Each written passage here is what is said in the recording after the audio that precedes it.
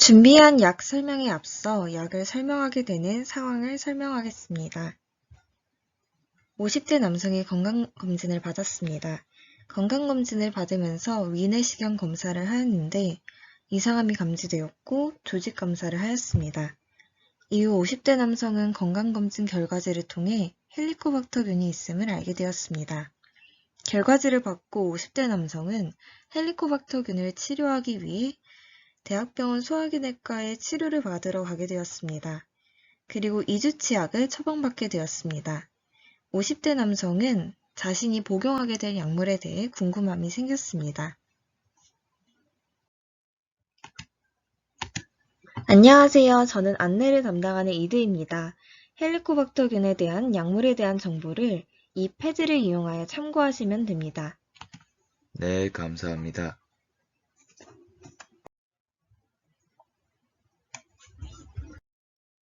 안녕하세요, 김경희님. 저는 메디입니다.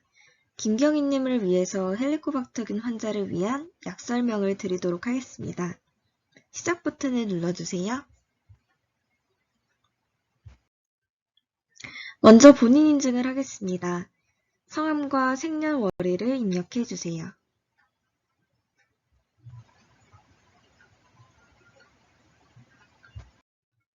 얼굴 인증을 해주세요. 얼굴은 원 안에 알맞게 위치를 맞춰주세요. 김경희님께서 복용하셔야 하는 약물에 대해 나와 있습니다. 자세한 설명을 듣고 싶은 약물을 선택해주세요. 란스톤 LFDT 정을 선택하셨습니다. 란스톤 LFDT 정에 대해 설명해 드리도록 하겠습니다. 란스톤 LFDT 정은 아래에 보이시는 것과 같이 15mg과 30mg 두 가지 종류가 있습니다. 이 약의 모양과 색깔은 오른쪽 사진과 같이 원형 모양의 백색 그리고 황백색을 띱니다. 암갈색 반점이 보이는 정제입니다. 이 약은 한국 다케다 제약회사에서 만들어진 약물입니다. 먼저 이 약에 대한 작용 기전에 대해 설명해 드리도록 하겠습니다. 란스톤 LFDT 정은 프론트 펌프 억제제의 종류 중 하나입니다. 여기서 프론트 펌프란 위산을 분비하는 최종 단계의 관문입니다. 위산을 만드는 수소이온이 프론트 펌프에서 나옵니다. 위는 평소에 강한 산성을 띠는 공간이어서 음식들이 쉽게 분해되는 곳입니다. 김경희님께서 복용하시는 항생제가 산성인 상태의 위에서는 약효가 잘 발현되지 않습니다. 그렇기 때문에 프론트 펌프 억제제인 란스톤 LFDT 정을 복용함으로써 중성에 가까워지면서 약효가 잘 발현될 수 있게 환경이 조성됩니다. PPI, 즉 프론트 펌프 억제제의 역할입니다. 첫째, PPI는 위내 산도를 높여 항균 작용을 증강시킵니다. 둘째, 항균제의 안정성을 향상시킵니다. 셋째, 직접적인 항균 작용이 있습니다. 넷째, 헬리코박터 파일로리 이외 세균의 과증식을 유발합니다.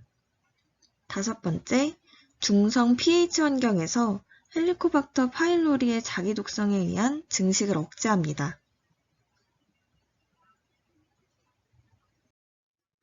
이 약의 효능 효과에 대해 먼저 살펴보고자 합니다. 란소프라졸인 란스톤 LFDT 정은 활동성 12지장 궤양의 단기 치료, 양성 위궤양의 단기 치료에 쓰이고 12지장 궤양 재발 방지를 위한 헬리코박터 필로리의 박멸에도 쓰이고 졸린거 앨리슨 증후군, 그리고 치료 유지요법에도 쓰입니다. 김경희님께서는 여러 효과 중 12지장 궤양 재발 방지를 위한 헬리코박터 필로리의 박멸에 해당합니다.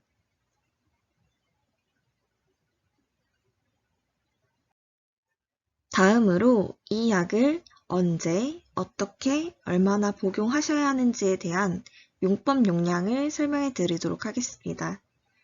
이 약은 식전에 투여해야 합니다. 복용할 때는 혀 위에 놓고 타액으로 녹여서 복용하거나 물과 함께 복용합니다. 씹거나 부순 후에 복용해서는 안 됩니다.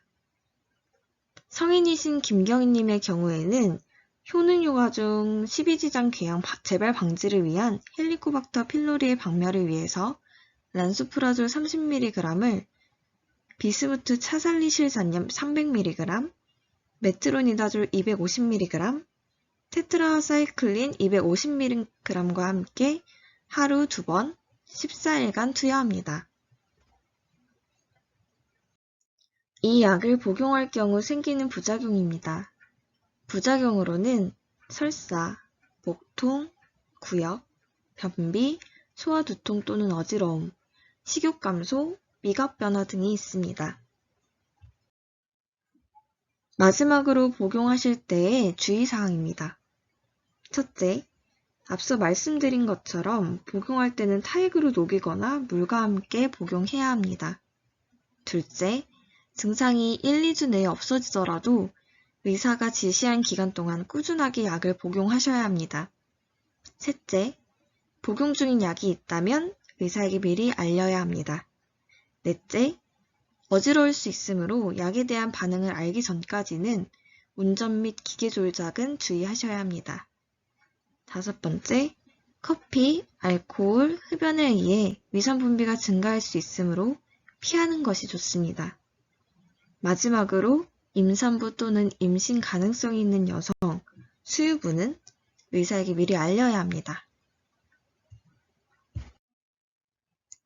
그 외의 경우에 대해 추가로 다른 대상자의 경우 약을 복용할 시 어떤 주의점이 있는지 알아보도록 하겠습니다. 고령자의 경우에는 위산 분비 기능이 일반적으로 저하되어 있고 복용한 약을 밖으로 배출되는 비율이 감소됩니다.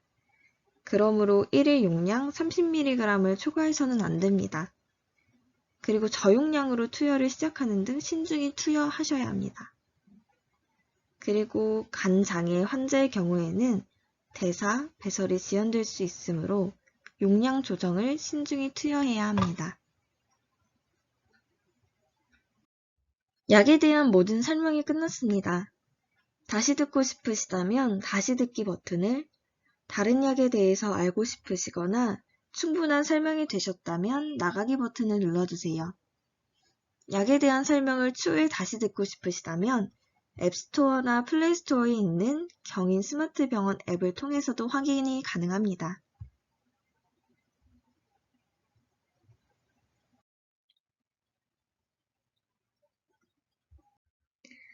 마지막으로 새롭게 알게 된 사실에 대해서 한번 적어보았습니다. 김경인 환자처럼 헬리코박터균 치료를 위해서 약을 여러 개 처방받을 경우 의사와 병원의 소견에 따라 항생제를 포함해서 PPI까지 식후에 복용한다는 점이었습니다. 이상으로 영상을 마치겠습니다. 경청해 주셔서 감사합니다. 20학번 김아연이었습니다.